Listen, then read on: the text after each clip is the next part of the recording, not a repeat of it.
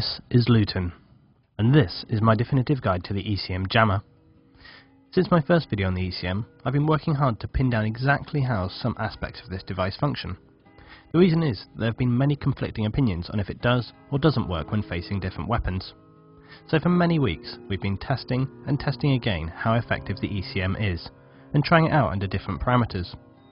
So everything stated in this video has not been seen on a one-off fluke situation and assumed to work, but has been tested over and over at different distances, angles, quantity of missiles and timings. We ran all factors a minimum of 20 times for each dynamic, as well as testing for consistency on both PC and console. This has been one of the most extensive tests so far that I've done of any piece of equipment in Battlefield 3, and the reason we spent such a long time working on this was to bring you the most reliable guide I possibly could as to how the ECM functions and how best to use it. First off, let's take a look at the basics of what the ECM does. When activated, it'll prevent you from being locked onto by ground and air missiles of any kind. It will break any existing locks and return them to a tracking lock. It will remove you from air radar for roughly 4 to 5 seconds. Its cooldown is 10 seconds, but remains active for 5 seconds, giving it an effective cooldown of only 5 seconds. It can interfere with launched heat-seeking missiles from ground and air. It does not give any defense against launched laser-guided weapons like the Javelin or guided shells.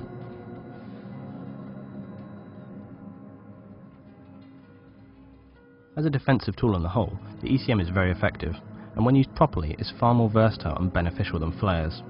It can prevent you from being locked onto by multiple targets at once, and it can break locks that have been acquired against you, as well as interfering with launched heat-seeking missiles. When it comes to the effect that the ECM has against heat-seekers though, things do start to get slightly more complicated, and this is what we've spent a great deal of focus on. If we consider how flares work for a moment, they operate in a very simple way. They offer a strong heat source that the missile follows and detonates on, and as a result you avoid being disabled or destroyed.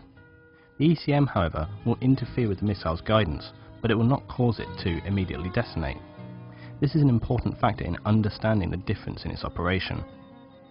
When flares are used by helicopters and jets alike, they function in much the same way, and they work very well. They are slightly less effective when used against missiles approaching from the front, but overall they still perform very well against most launched heat-seeking missiles. Of course they offer no protection from laser-guided rockets, whereas the ECM can block these from locking you. First, let's look at helicopters and heat-seekers. This is the simpler of the two explanations, and it's the one that is most often shown in videos claiming that heat-seekers are indeed distracted by the ECM's chaff cloud. And this is correct. From our tests, a good 95% of missiles fired at helicopters would miss when the ECM was deployed. Evasive maneuvers with the ECM when in a helicopter can help you to avoid the missiles, but it does not make a major difference, as the ECM cloud should cause the missiles to fly off and then detonate later. However, the most significant piece of information is that if the helicopter was in fast movement and then they deployed the ECM, the missile can then sometimes continue on to hit the target, whereas when stationary it would miss on nearly every attempt. This can be because the timing at which the ECM is deployed causes one or more of the missiles to not be immediately affected by the chaff cloud surrounding the helicopter. So overall, if you're using a helicopter, the ECM will distract heat seekers around 95% of the time, provided you're not in very fast motion.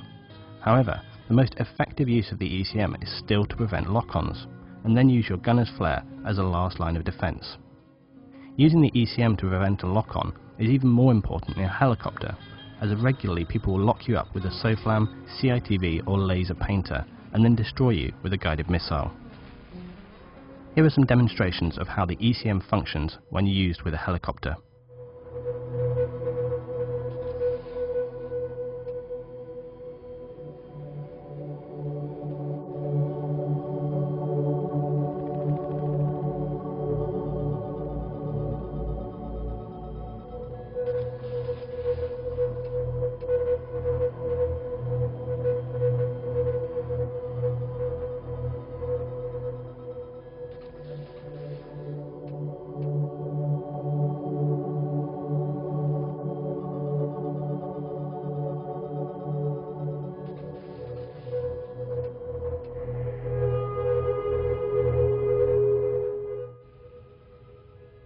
Now we come to jets and the use of heat seekers versus the ECM. This was without a doubt a very difficult picture to draw, and it took literally tens of hours to come to a successful conclusion. The ECM on jets is very inconsistent, and it's almost to the point of being random. I wanted to find something specific that I could lock down and say to you guys, this is what causes the difference, but I've not been able to do this. I can though show you how I've come to conclude that the ECM does not work as intended with jets, and is in effect broken currently. Now I've seen other videos where people hint at reasons why the ECM behaves differently, but they don't go further with an explanation than that, or they don't back it up with consistently tested results. It's also often claimed that in order for the missile to be correctly deflected, it must pass through the chaff cloud. This is technically correct, but it's also a misinformation. The problem is, it's not that it behaves in a different way to helicopters, and it's not that it's simply less effective, and it's not to do with the speed of the jets either.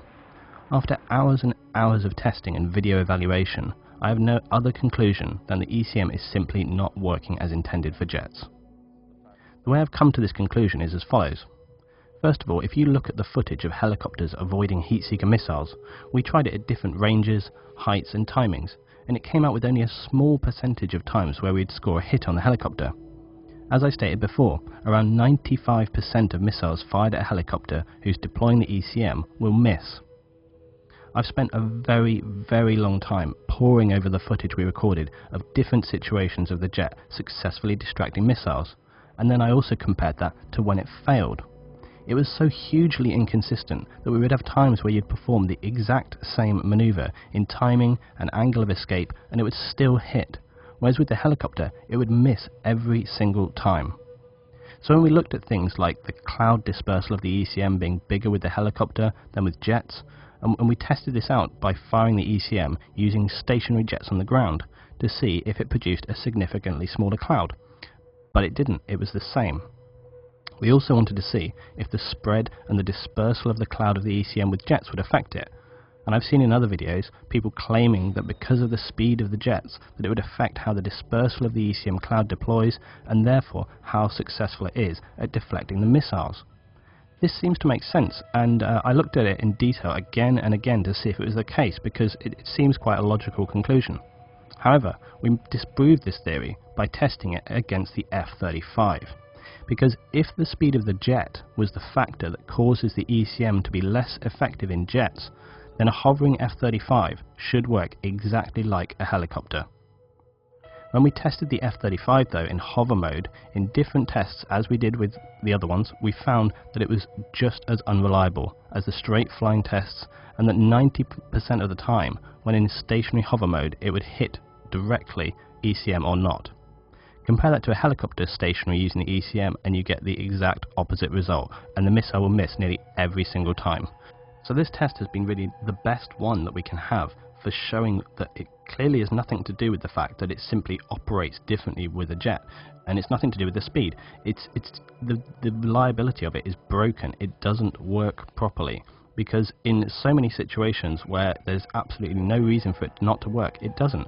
We tried all of our straight flying tests where, we did perfect different timings and the rocket would fly, it would fly straight through the chaff. And if you compare that to a helicopter, you see when the rocket flies into the ECM on the helicopter, it will just fly off in a random direction as soon as it gets affected by the ECM. But you do that against a jet and just nothing happens. It will fly perfectly through the chaff, and it just doesn't do anything. So there is clearly a broken problem with the ECM and jets, and it's not functioning correctly. And any other factors involved that people say it could be, like speed or the need you have to evade and so on, that you have no need to evade. Okay, it's not about how hard you turn or that you need to get out of the way of the rocket. That is completely irrelevant, because you can see from the test that we did with the helicopter that when a rocket is affected by the ECM, it will fly off into the ground or into the air, and then it will detonate. And you can see this happening when we actually test it with the jets. It doesn't just lose its way slightly, it will fly off in a random direction, really, really dramatically. So it's not some subtle effect that people have been saying that it is. It's not, it's quite dramatic. So when it works, it should work very, very well. And with the jets, it's clearly not. There's a broken dynamic, and it's something that needs to be fixed by DICE. Here are some of our tests showing the reliability and the failing of the ECM with jets. Compare this to how reliable it is with the helicopter and you will see there is a major difference.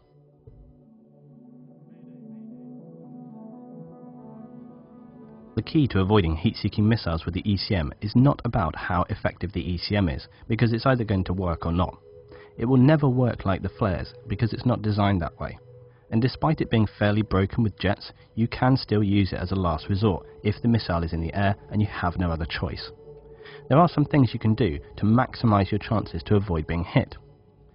If you try to use the ECM to avoid heat-seeking missiles in a jet, the marginally more reliable method we have found is to deploy the ECM around 1 second after the missile is launched, and then to turn hard and fast enough that when the missile follows you, even if the ECM does not affect it, you have a chance of avoiding the missile.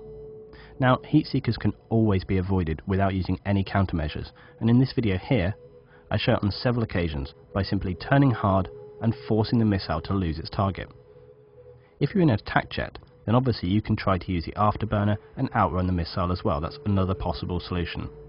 However, unless you're an expert in piloting, using these methods as an effective way to avoid missiles is a very difficult thing to get right, even with practice. So it's not something that you should go into unless you're very, very confident of your ability, because you're just going to get shot down again and again. So, what is the conclusion? Well, the ECM should and it can affect heat seekers when tracking a jet. However, everything we have tested shows that it's very, very inconsistent with the jet compared to the helicopters. It's something that is clearly not working properly, and we have performed more tests in a controlled environment than anyone I've spoken to has tried when it comes to something like testing the dynamic of a piece of equipment. As a result, it makes the ECM very unreliable when used for dealing with launched heat seekers against the jet. And my advice would be that if you do use it, only do so as a last resort. It should absolutely not be considered a reliable way of dealing with heat seekers when you're in a jet. If you want to run with the ECM and avoid heat seekers, you will need to be able to perform very hard turns and be skilled enough to avoid heat seekers without any countermeasures. But all of this in many ways is fairly irrelevant. The ECM is primarily designed to prevent lock-ons. It's a tool designed so that you don't have to worry about rockets in the air. If you're using it properly, and in combination with below radar, then you should have a strong chance to avoid most anti-air and laser-guided missiles that try to lock onto you. The final thing that's worth considering is the patch updates that are coming in. These could have a significant effect on how general air combat will happen, and it will also make a change to how the ECM works, how flares work, and everything in between. So let's take a little look at the patch notes. Now, I'm not going to go into a huge amount of detail with these because there's a lot of variables involved, but you should be able to take a little bit from each one and understand that it's going to cross-reference with other things. So for example, the flare's distracting lasers now, but they've reduced the lock-on time for weapons versus laser designated targets. So let's just break these down. I'll show you what they are, and we'll just have a little look. So it's worth taking into consideration that in the upcoming patch notes there will be significant changes to the way that anti-air combat functions in Battlefield 3. Currently, flares do give a strong defense for aircraft, but with the changes that are coming in, it could be more difficult to rely on flares, and whilst flares are being upgraded to allow them to distract laser-guided missiles, the changes to other equipment may reduce how well flares function. The first change is that the lock-on time for anti-air missiles will be reduced pretty much across all equipment. This means that the flare's increased 11-second cooldown will be more of a liability than it currently is. So despite the fact that, for example, helicopter pilots will be able to avoid laser-guided Javelin missiles, if you have multiple engineers firing at you with their reduced lock-on as well, including improved short-range AA missiles like the Stinger, it could be something that provides little improved protection. Whereas the ECM already has a distinct advantage in protecting you against multiple lock-ons, and has a significantly reduced cooldown compared to flares. The other change is that surface-to-air missiles such as the Stinger will have a much reduced range. However, they will lock on much faster, meaning that again, being able to manage your defensive cooldowns will be very important for your survival. In games of concentrated infantry, such as Caspian Border and Kargun Rush, using the ECM to protect you from close-range ground lock-ons will again potentially become a better choice than relying on the slower but more reliable flares. However, bear in mind that below radar will now prevent the lock-on of surface-to-air missiles. So if you're a helicopter pilot, it could be that the days of flying high in the sky are less necessary and lower ground level attacks are more viable. Currently Stingers and the like can dominate an airspace, but with the changes it could be that you only need to worry about laser guided weapons, and with the flares now being able to deflect these, it could be a hard choice. If you're a jet planning on engaging ground forces, it may be worth considering engaging a low run as you approach your target area to gain the below radar bonus if you are running with flares. If however you had the ECM set up, you could simply activate the unit before approaching your target area. The ECM is a powerful tool when correctly used to protect against missile attacks, but remember there are many other dangers in the air and it's only one tool in a range of knowledge necessary to be an effective air force. Practice how to get the most from the ECM to best help you and your team.